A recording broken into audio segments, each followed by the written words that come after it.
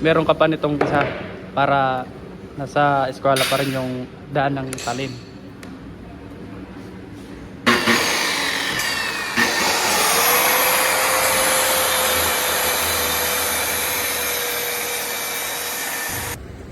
Binabuo na namin ito patatlong 240. May counter. Ito na yung counter. Tama na ito. Bali ito. Binilot ko ito. Para mas magandang tignan.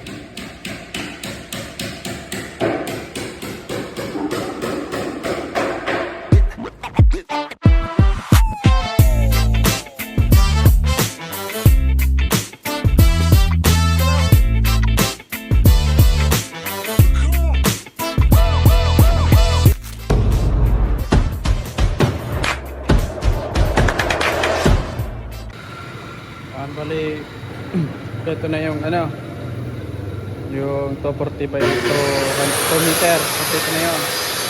Ito na yung mga pang-siding nya. Ito. Left and right yan. Left baseboard ito. Baseboard. Dito na yung tututok yung sa dito. Dito yung tututok yung paiga dito. Ito yung baseboard na 10 cm yan. Ito yung left. Kasi ito naman yung right. Balik kulang pa to kasi naubos na kami ng plywood, bibili pa. Ito naman yung yung paiga, pinakanalan na.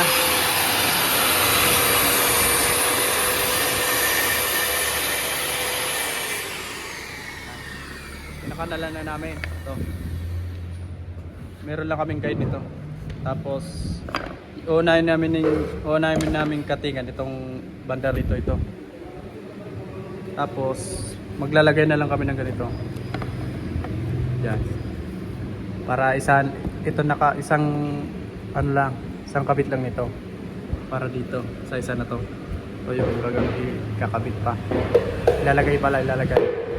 Para pag hindi mo na to tatanggalin. Kakatingin tatanggalin namin yan ito. Ito yung patumba. Yung patumba to. Inuna niya yung patumba na 240. Susunod niya itong patayo. Yung kaltas niyan, yung patumba dito sa likod. Yan. Yung patayo dito naman sa harap. Kasi dito na yan sa salubong. Yung patayo. Lahat ito patayo. Tapos yun rin yung pang-ibabaw niya. Wala na yung kaltas. Yung pang-ibabaw nito. Wala na yung kaltas. Yun lang namin to. Tapos simbolina. Tapos may additional dito si Maral. Bahay daw ng pusa. Lalagyan ng yung kahon ng yung taihan. Pusa. Pero yan dyan butas. So yung ibabaw, durugan na lang yan. So yung counter, okay na to. May additional dito, yung drawer. Drawer dito, isa lang. O sa drawer, ganito yung tsura. Lagyan ng mga papel na pera. Tapos dito yung barya.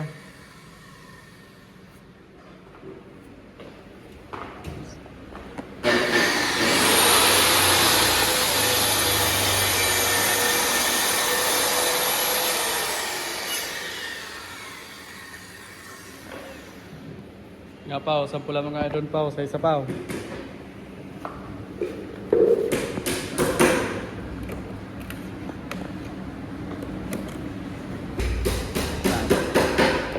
Ito paglagay ng guide.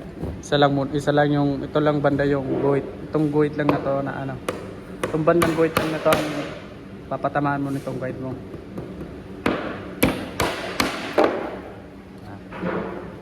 Ito lang bandang guide na to. Yan una mong tatabasin. Meron ka pa nitong isa para nasa eskwela pa rin yung daan ng talin.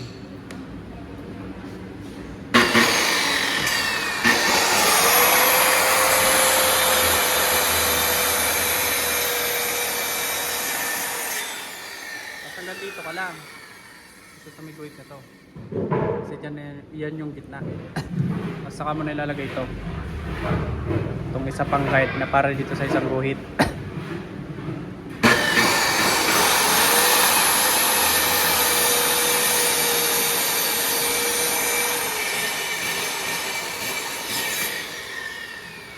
Sakto na yan.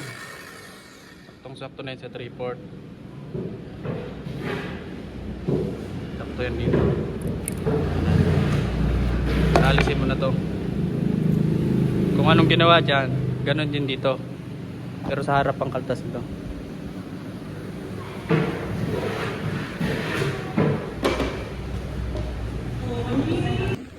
So, bali, pinatapas ko muna kay Putol yung ano, yung mga patayo na 3 piraso para makabuo ako. Yan.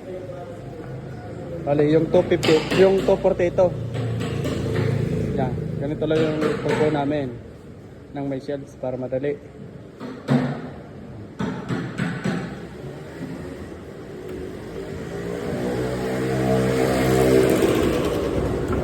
Kahit wala yung stick wheel, pwede na yan, pero lalagyan pa namin yan para makita nyo muna. Kung makita nyo dito, lahat yan may X ito. Ganun din dito, lahat yan may X. Tapos dito sa baba may X rin yan. Ito.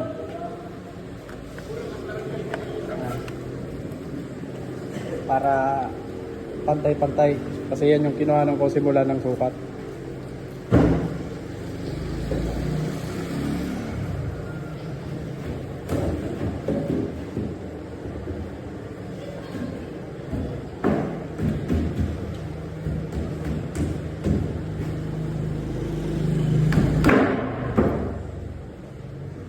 Itong isa.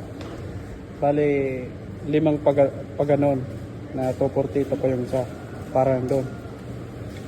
Patayo, 3 lang. Ito na yung siding niya. Ito, left and right. Yan.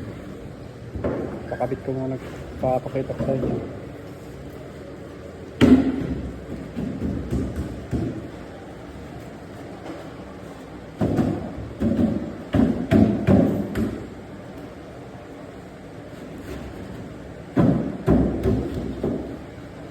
Ito makina. Paano mo yung siding pa? Ito yung siding. Doon yung banda sa kapila. Ito. Yung may sa left dito, yung may X sa baba. Ganyan yan.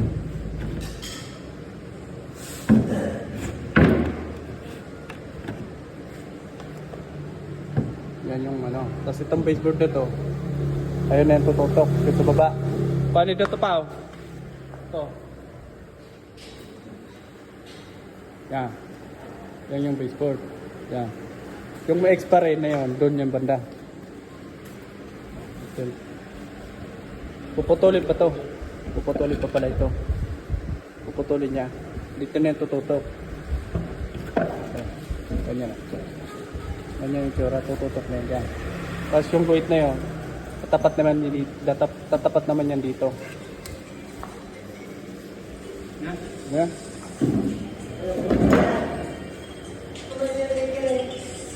Ayun mo, gawin mo lang yan. Ganyan yung itsura niya.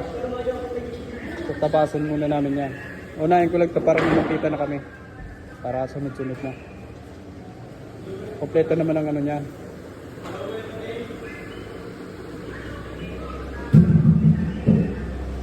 Bali na simbol na namin tong isa, yung 240. Yung 240 yung lakbang, tapos 8 feet.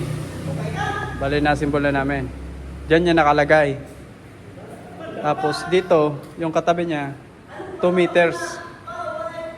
Ino na lang namin to. Kung makikita nyo, may arrow ako dito na down. Ibig sabihin yan, down. Dito naka ano, sa jing na to, down. Tapos X, lahat yan may X. Yan.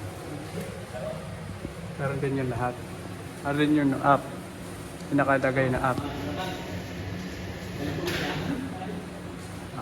Ito na to. Yung 240. Tapos 240 din doon. Saka dito. 240 rin dito. Bali tatlong 240 ganito kalaki.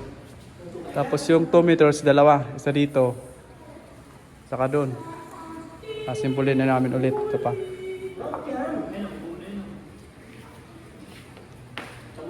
Ready na mga sidings niya. Tapos ito yung mga pantaas. Pantaas saka pambaba. Kompleto na yan.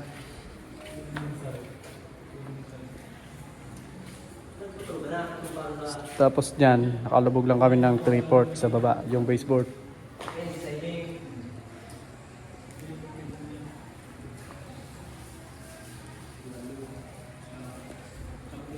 Wala, assemble ulit namin to.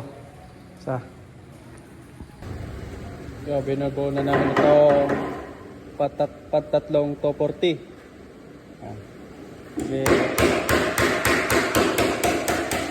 Yung iba niya nakatayo para na yan doon sa 2 meters. Ito, kompleto na yung 240. Nakatatlo na kami. Yan, dyan na nakalagay, wala na yung backing. Pero depende kung papalagyan. Papalapatin namin yan dyan. At ito, ganito, dyan na nakalagay, may backing niya. Bali, minamasilya na pala ni Pai Alvin para makasunod na siya sa amin.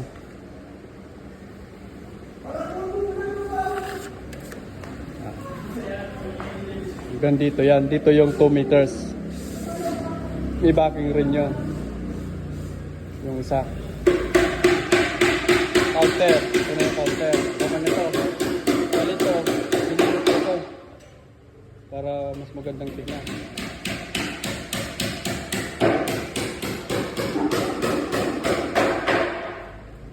Meron pa dito, yung papunta dito.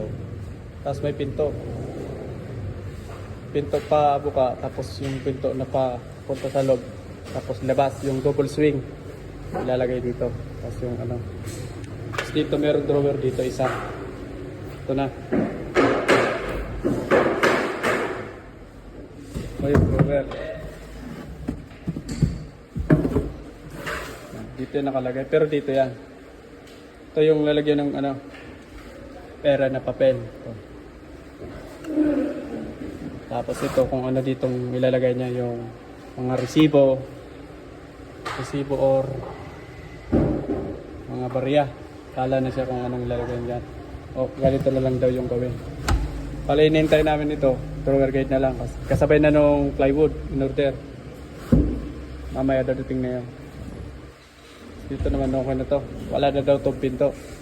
Tapos yung ibang bubuhay namin na mga shelves. Dito na yun. Nakapat dito. Tayo. Parang hanggang dito. Punta doon. Tapos yun doon. Yung isang 2 meters doon. Wala na daw itong mga pinto.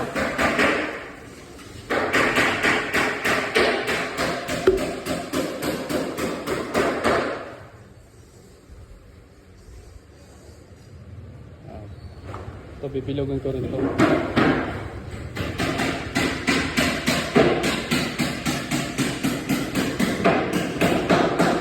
Wait, ito, dalawang shelves lang yan. Ito lang yung nakalapat para yung counter po pa rin.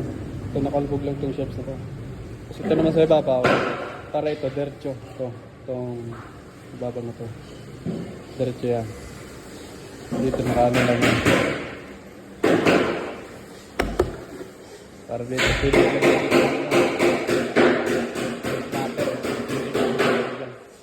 pero mas maganda yan dyan. Ito dalawa lang yung shelf para kung may mga matataas yung ano, dyan niya ilalagay.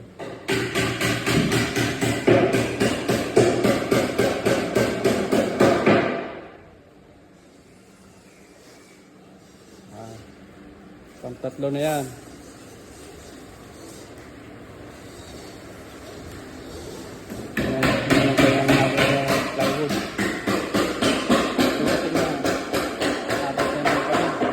Para dito.